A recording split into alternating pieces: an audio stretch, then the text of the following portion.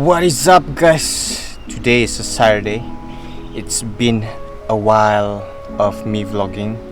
I've been resting for a month plus, because the past few weeks I've been resting my wrist. I sprained my wrist on don't know what. So here's a picture of my wrist being sprained.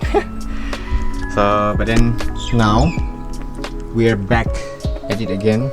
My wrist is okay already.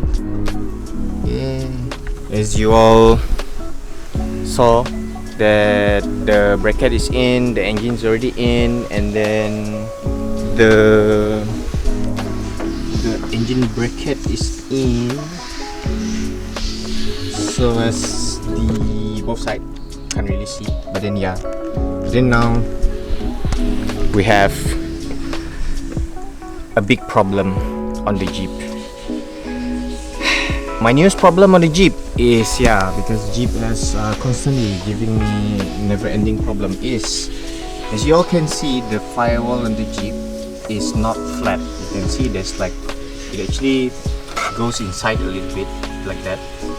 So it has that like a U shape, it dives in like that and flattens over here and flattens over here. So you can see that the block of the engine itself is sitting quite near to the back.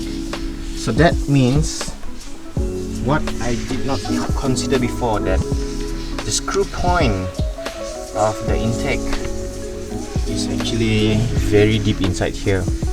So how am I putting my intake in?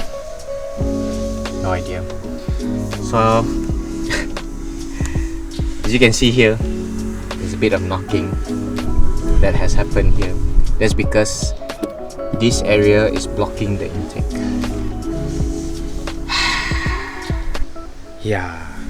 Big problem. So for those of you who didn't understand that, so I've taken out my intake.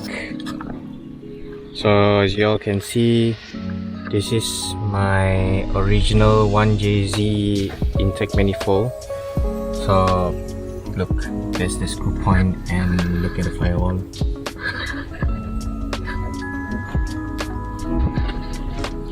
This area is hitting the firewall. Look at how much clearance I need for this intake to go in. And then for 1JZ and 2JZ is actually pretty famous, especially 1JZ. You want to use the original intake manifold to it gives you an early power, smooth power delivery. Bruh, doesn't fit.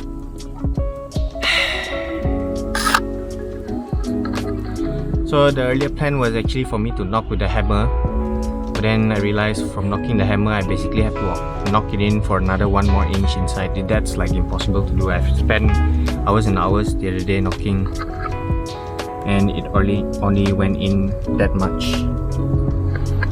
Bad news. Now the solution to it is to cut it. More cutting. So we're gonna take out this intake manifold, and we're gonna do a bit of clearance measurement, and then we're gonna cut.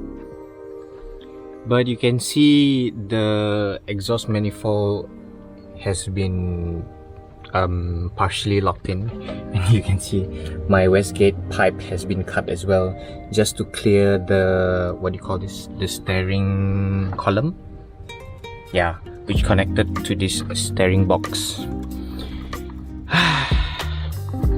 And I thought that was the end of me cutting stuff, and then now I need to cut stuff again. There was a thing, the position of the engine is pretty good.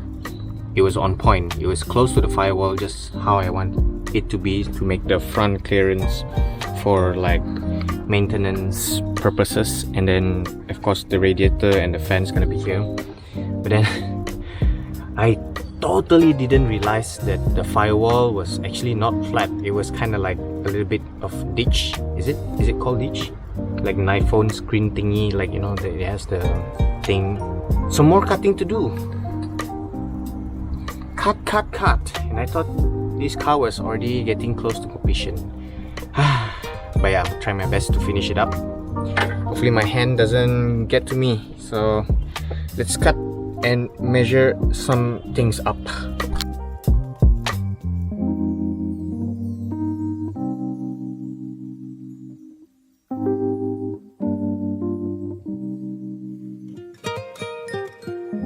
So I've cut the firewall to make the clearance for the intake, but then sadly we have to take out the engine to respray the engine bay because the spacing between the engine and the firewall is too close. So that means we have to take out the engine. So I'm not gonna show the process of taking out the engine for you guys because it's not that fun to watch. So it's gonna be a bit of a YouTube magic. Ta-da! Engine is already out. Yes. Pretty simple, straightforward. Done it many times. Close eye. Still can't do it. So the engine bay has been taken out, so that means we need to clean all this. Then of course take out the brake booster because the brake booster is disturbing our, our path. And then we also have to cut this perfectly. So we gotta cut it like at this level, kind of follow it through until there, and then the bottom one, this one, pull until the bottom for the intake manifold to fit. And for now we gotta take out the brake booster, which is very tricky for this car. Hopefully I can do it, but for now let's continue the work. And just like that, the brake booster is out. So right now what we're gonna do is we're gonna cover the hole up, and then we're gonna cut this metal firewall, a little bit of the firewall, because we need some clearance for the intake manifold. So yeah, and then we're gonna clean up the engine bay. That brake booster was so damn difficult to take out, man. So the grinder is already ready for me to use to put to cut the metal piece, and then yeah, this one needs some tape to cover it up, and this one as well needs a tape to cover. Yeah, let's do some time lapse.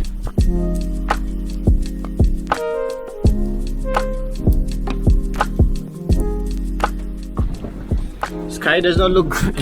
Look at that. So that means we can't continue what we're working with. Halfway cutting, sky looks bad. So that means see you guys tomorrow. The next day. Good morning, and it's the next day. So what we're gonna do is we're gonna wash the engine bay. All we have to do is just use a soap water and a sponge, which, where did my sponge go? The Scotch-Brite sponge. A bit worn out. Forgot to bring my own Scotch-Brite. So don't want to waste time, just gonna wash it with this, because we're gonna spray the same color of the engine bay, so you basically don't have to sand the whole engine bay, because you're just gonna clean up the surface and yeah, use the soap. So that's what we're gonna do. We're gonna spray all over the fuse box, put aside, and all this wiring stuff, and then spray water, and then just gonna wash it around. So that's what we're gonna do. So let's do a bit of time lapse on that.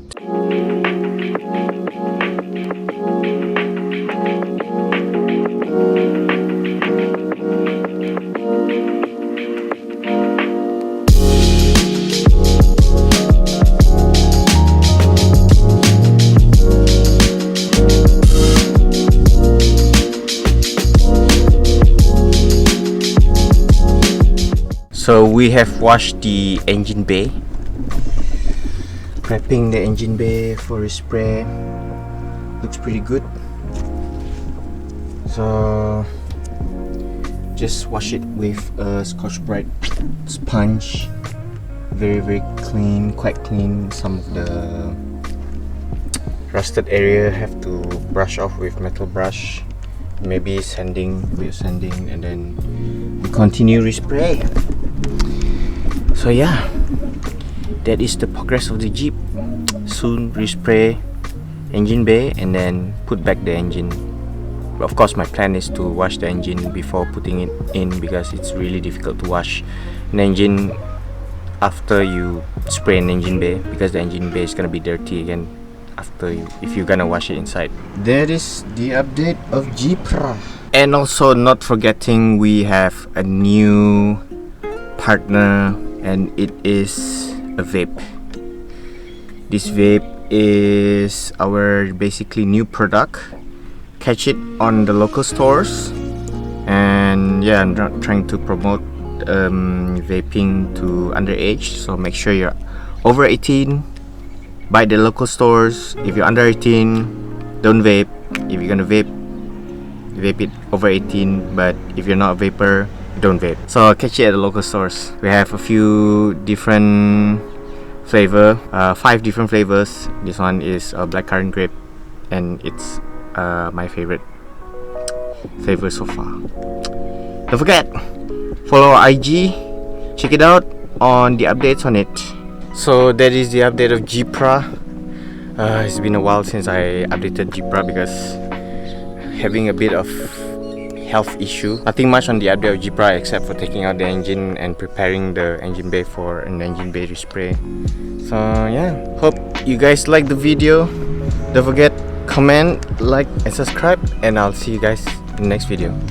She lays down next to me and she says, hey, why don't you stay